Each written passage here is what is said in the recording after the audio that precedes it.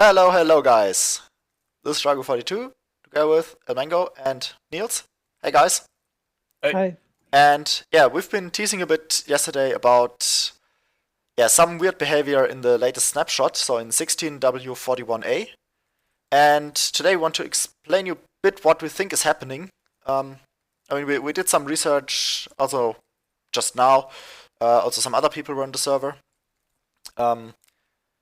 So basically this thing we've shown in a teaser to go with doc.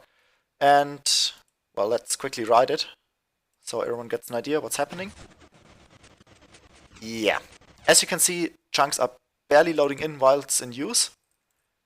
And it's pretty fast. So, let's see, where are we?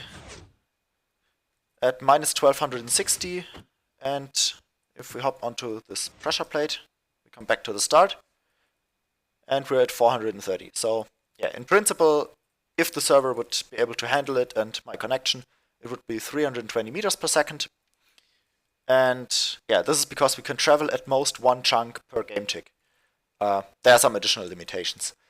So yeah, basically what's happening, the minecart drives in here and it ends up between the two blocks.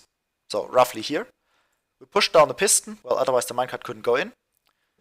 All the pistons extend, which, well, happens through these observer blocks. And what we've done here are just a bunch of rails with other observers. So we sort of chain the block updates in the right order that we want them. And then every two chunks we need an actual delay here. Because otherwise we would get stuck. There's some limitation in the game engine pretty much that you can't move more than one chunk in a game tick.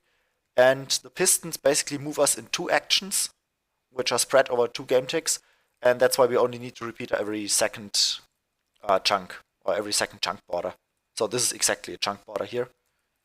If I quickly jump around, so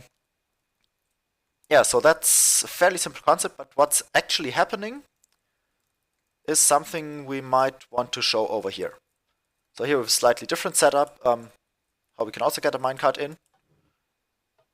Simply like that. And what's happening is, well, Mojang tried to fix translocators, of course.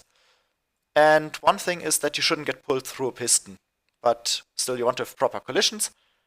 Now, I powered this piston. As you see, the other ones are completely unpowered. And, well, we can't push the minecart normally in this direction because, well, there's a block colliding with it.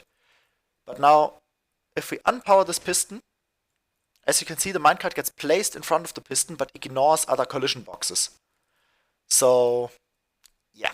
Well, I think it's quite obvious that this is not necessarily the originally intended behavior, but maybe we get to keep it because there are not too many side effects. But this is in principle how this whole thing works. The rest is just chaining the signal in the correct way to make it work, which is a bit quirky. Sometimes it depends on the orientation, which this design fortunately doesn't. So yeah, we have the same design here, which is a bit more annoying to set up because you can't clone it. Well, you have to place the rails in a certain way so they don't connect in the wrong way. But if we quickly try that one out, it works pretty much in the same way. Yeah, it's a little shorter, but exactly the same design, just rotated by 90 degrees. And yeah, that's pretty much how these parts work. I mean, here we just push in the first piston here from the back, which has a slight advantage for the survival mode. Because here you would briefly take some suffocation damage, while if you push it in from the back, you're safe. And yeah, we also made some alternative versions. Now here is an elevator, and I think Mango, that's your part. Okay, so this is a elevator that's built in the north direction. It's simpler than the one we have in the east-west direction, and works the same. There's also a limitation. You can only travel a sub-chunk. So there's 16 high per game tick. So we also need to put in, not a repeater this time, but a redstone torch. And yeah, at least we can go from bedrock level to sky limit in 1 second. Yep, so we're pretty much at the bottom of the world here. Let me just fly up so we can see the first torch. So, yeah, I mean, this is the whole design. As long as it's facing north-south, or, well, I'm now looking in the south direction. Yeah, it has to But do with the observer update order. yeah, so that one is So still a bit quirky, and I actually hope it will change so it's not directional. Might make it easier to work with them. Because as you can see, the other design here is quite a bit more complex, and yeah, you also need more observers, which is not so nice. Because, well, each of them costs 1 nether quartz, so for survival it would be nice to not need that many. Yeah, so in principle, it works in any direction.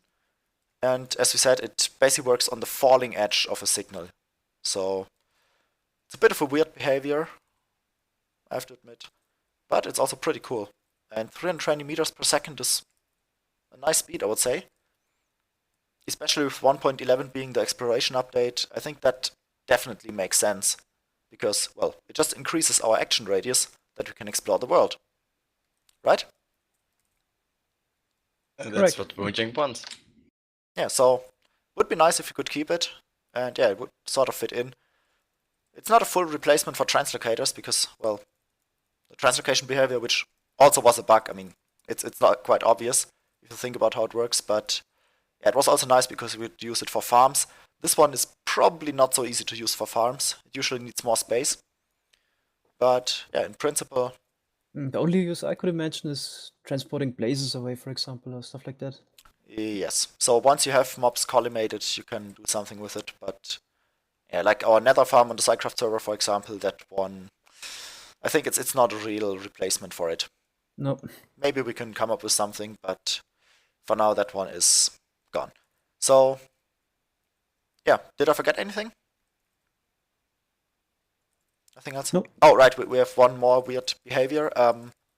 So that's something that at example showed.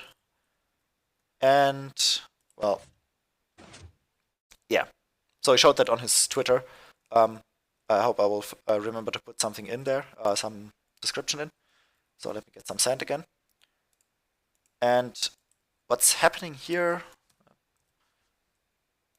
it's an armor stand, is basically that this piston here will extend, so stuff here turns into block 36, and it seems you can push things into block 36, which, yeah, seems to have some issues with the collision box. And, well, I would guess this should probably be fixed. Not sure if we can use it for something useful, but yeah, so that's a completely independent bug. At least it's not direct, well, it's not directly related. Maybe there's some connections. I mean, none of us knows how the code exactly looks like at the moment. We can only estimate and guess from how it would typically be implemented. So, yeah. Everything is a bit of a wild guess, but I think we have some quite reasonable explanations by now for how things work. And with that, I think we can already wrap this up. So, thanks for watching. See you next time. Bye-bye. Bye-bye. Bye.